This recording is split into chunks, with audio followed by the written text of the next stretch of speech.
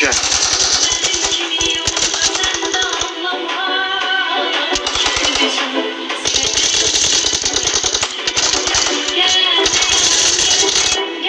Aşağıda şimdi vurdum.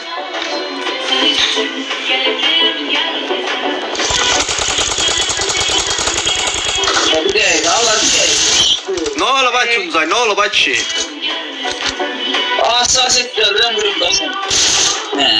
Qatların səsi niyə gəlmir qatları? Qaqa işitmirsiniz bir-birinizi bitirin.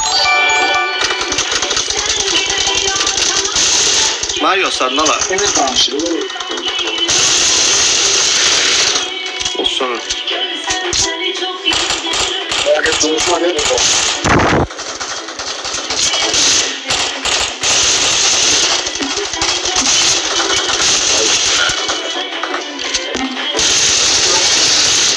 Pul vurubsan faciə. Allah məndən çox pul vuran yoxdur bu oyunda. Vay səsin gəlir mənim. Gəlir ha. Ala biz niyə qarşılamırıq Ebra? Allah! Yaxşı. Ya əsəbləş. Hay bilən. Ay. Kaçtım sen. Ay seni.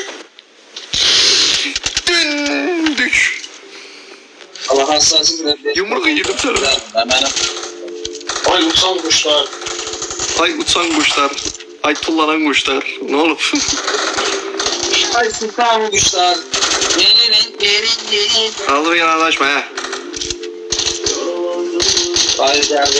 Ben sen kimi bot kimi canlatsam aparmıram burada. Ala. UMP ile ben nefer vurum bağa ora. Ben de anladım.